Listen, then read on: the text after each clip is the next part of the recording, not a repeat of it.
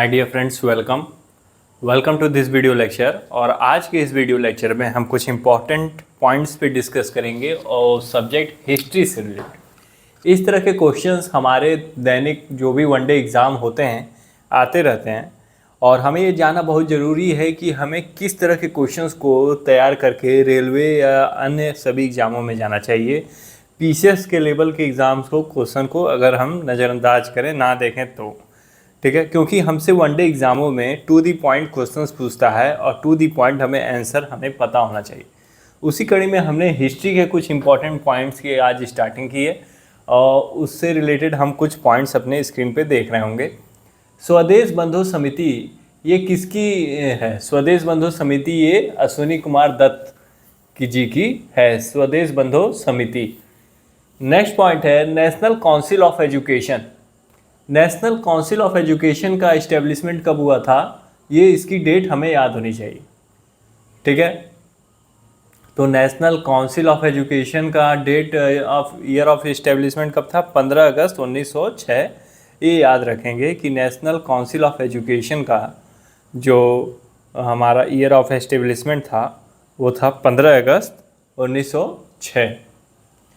Don newspaper किसके द्वारा लिखा गया था, ये हमें पता होना चाहिए। देखिए, मेरा सिर्फ मोटो ये नहीं है कि सिर्फ एक पॉइंट लिख दिया यही इम्पॉर्टेंट है। न्यूज़पेपर को मैंने लिखा ना, तो न्यूज़पेपर जिन जिन लोगों का आप जान सकें एनसीईआरटी के थ्रू या किसी अदर सब्जेक्ट स्पेक्ट्रम के थ्रू, उससे हम चीज़ों को याद करने की कोशिश करनी चाहिए। ठीक है, पहले एनसीईआरटी कवर कीजिए, एनसीईआरटी के बाद आप स्टैंडर्ड बुक में जाएंगे तो सतीश चंद्रा के बजाय, बिपिन चंद्रा के बजाय आप स्पेक्ट्रम की बुक पढ़ेंगे तो वो सफिशिएंट होगा क्वेश्चन को सॉल्व करने के लिए। सिर्फ लूसेंट पढ़ के जाएंगे पेपर नहीं सॉल्व होगा, मैं पहले बता दे रहा हूँ।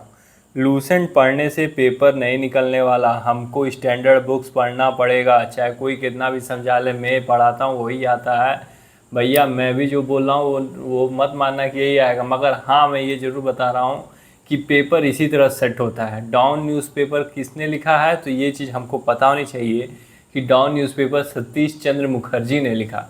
डॉन न्यूज़पेपर किसने लिखा? सतीश चंद्र मुखर्जी ने। अच्छा, हमसे पूछ लेता है कि कोई फैक्ट्रीज़ का इस्टेब्लिशमेंट कब हुआ था और किसके द्वारा किया गया था हिस्ट्री पीरियड में। तो बंगाल केमिकल फैक्ट्री का इस्टेब्लिशमेंट किस ईयर में हुआ था? 1893 में हुआ था बाई प्रफुल्ल चंद्र राय द्वारा। बंगाल केमिकल फैक्ट्री का अगर आपसे पूछता है कि इसका ईयर ऑफ एस्टेब्लिशमेंट बताओ, तो इसका ईयर ऑफ एस्टेब्लिशमेंट बताना प्रफुल्ल चंद्र राय 1893।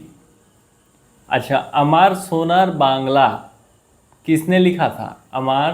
अमर सोनार बांग्ला ये लिखा गया था रविंद्रनाथ टैगोर के द्वारा, और आज के समय में ये बांग्लादेश का नेशनल एंथम है।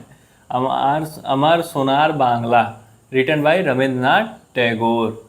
सुदेश गीतम ये किसके द्वारा लिखा गया है?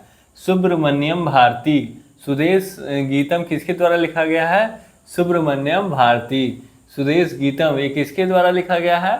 Subramaniam Bharati.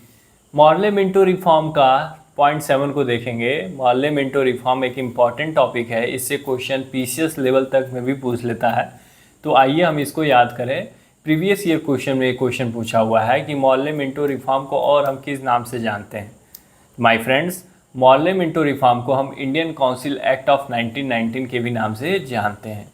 Morley Minto reform को हम इंडियन काउंसिल एक्ट ऑफ 1909 से भी जानते हैं।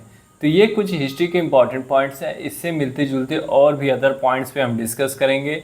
आप इस तरह के जितने भी पॉइंट्स इंपॉर्टेंट लगे उनको मेंशन कीजिए। हिस्ट्री एक ब्रॉड टॉपिक है, क्योंकि हिस्ट्री में मॉडर्न हिस्ट्री, एंशिएंट हिस्ट्री और मिडिवल हिस्ट्री ये तीनों आता है, और इस चीज़ को याद करके एग्ज़ाम में जाना एक डिफ़िकल्ट टास्क हो जाता है। तो इसमें से जो है मैक्सिमम की पॉइंट की वो देखा जाए तो मिनिमम है जिसको ये आपको याद करके जाना है। तो please remember this points because this points are very very important. मिलते हैं आपसे नेक्स्ट वीडियो लेक्चर में, जिसमें और भी अन्य सब्जेक्टों के ऊपर इंपॉर्टेंट पॉइंट्स के ऊपर हम डिस्कस करेंगे। तब तक के लिए जय हिंद।